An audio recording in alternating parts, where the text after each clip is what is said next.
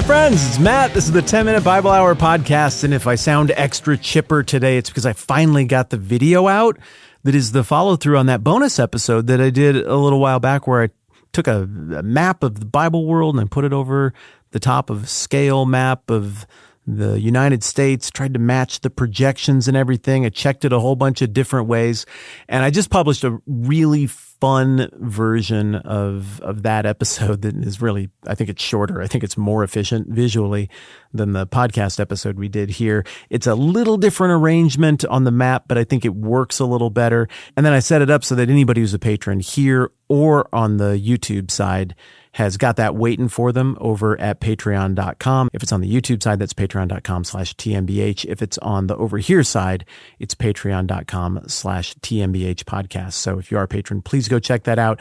I think it's a really slick, cool looking map that helps you get oriented with all of this, which is going to come in handy with the conversation that we're going to have today. Because yesterday we were looking at the strange ascent to power of Darius the Great and the weird insecurities that haunted him throughout his reign regarding that, insecurities that created some sort of weird monument complex and that he actually acted on, and the beholdenness that Darius the Great had to all things Cyrus in order to consistently demonstrate himself as the restorer of the things of Cyrus and the continuation of the true Persian line of noble blood. All of that comes into play in Ezra 4 and 5 after the building on the temple stalls out because of resistance from the locals and the hill people who were left behind after Nebuchadnezzar's conquest, some of the left behinds of the Assyrian conquest who maybe have made their way back down towards Jerusalem. All of these folks don't like the rebuilding, and they fought it under the reign of Cyrus the Great, and then they fought it later under the reign of Darius's son Xerxes and his grandson Artaxerxes. But Ezra pinch zooms in on the resistance, the bureaucratic resistance that happened under the reign of Darius. There's going to be a lot of Bible today, so let me put on my reading voice. Gather around, young people. Here we go. Thus, the work on the house of God in Jerusalem came to a standstill until the second year of the reign of Darius, king of Persia. That's the last verse of Ezra chapter 4. And here we go in chapter 5. Now Haggai the prophet and Zechariah the prophet, a descendant of Iddo, prophesied to the Jews in Judah and Jerusalem in the name of the God of Israel who was over them. Then Zerubbabel, son of Shealtiel, and Jeshua, son of Jozadak, set to work to rebuild the house of God in Jerusalem, and the prophets of God were with them, helping them. I am going to have my beloved dear friend Jeffrey, who is a wizard at music and podcast editing, put links down below to the Through the Bible One Book Per Day episodes that we did on Haggai and Zechariah. I think those will be very helpful if you have a few extra minutes today to go and bounce over there and check out what they were saying. Bottom line is, both of those prophets were like, what are you all doing? Why is this not getting built? Do you not understand the opportunity that God has put in place here by raising up Cyrus the Great and having Cyrus the Great do exactly what God predicted through the prophets of long ago that Cyrus the Great would do? I mean, we get to rebuild the temple. Why are you not rebuilding? Because some people were mean to you? Because they wrote some mean letters? Because you really need to make fancy houses that look fancy in the latest styles that match the wealth and comfort that you picked up and became addicted to back in Persia? No! Get cracking! Build God's house. Don't worry about your house. That is a very sloppy paraphrase of exactly what goes on in those two books, particularly Haggai.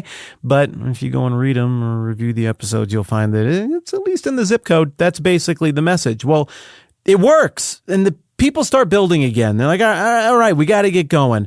A lot's changed in Persia, as we talked about the last couple of days.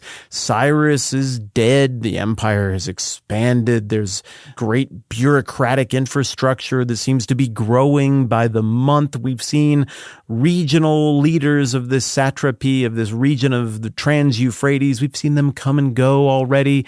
There was some sort of dynastic struggle that involved some kind of shapeshifter or something. That's what we heard. And now this new guy, Darius, is in charge. And now we pick back up with Ezra chapter 5. At that time, Tattenai, governor of Trans-Euphrates. Hey, I just mentioned Trans-Euphrates. And Shethar-Bozenai. I said all of those sounds just like the letters are there. I mean, that's kind of what it says. I did my best. And their associates went to them and asked, "Hey, who authorized you to rebuild this temple and restore the structure?" They also asked, "What are the names of the men constructing this building?"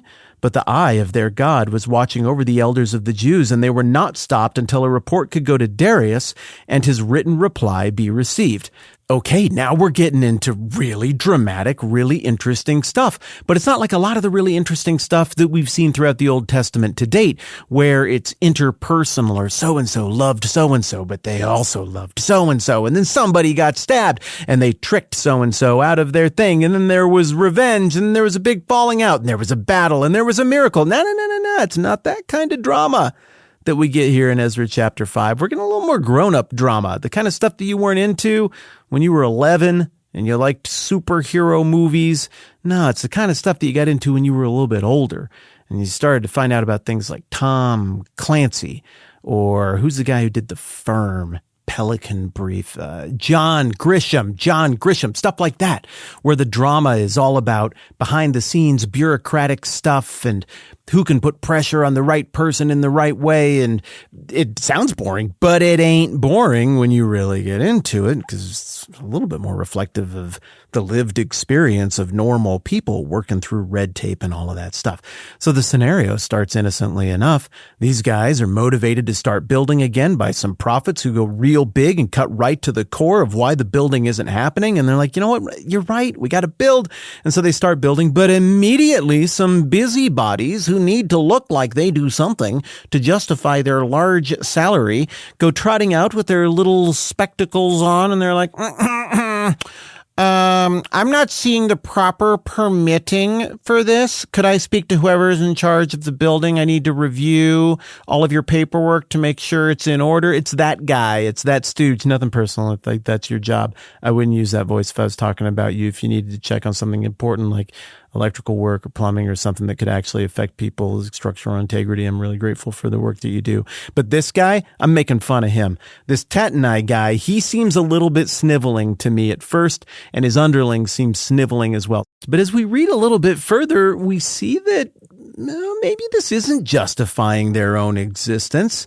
Maybe, in fact, this is scrupulous and smart, and maybe the way they're crafting this is out of sympathy to the Jewish people, because the letter that they write back is relatively even-handed compared to the letter that we read in Ezra chapter 4. For our purposes today, I just think it's worth noting that the work isn't fully coming to a stop, but the eye of their God was watching over the elders of the Jews, and they were not stopped until a report could go to Darius and his written reply may be received. That's why I think I need to recant on the whole calling Tattenai a weasel thing, because the weaselly thing to do would be like, no, everybody here is just going to have to not work until I can get some answers, and that's going to take at least months. So everybody just go home.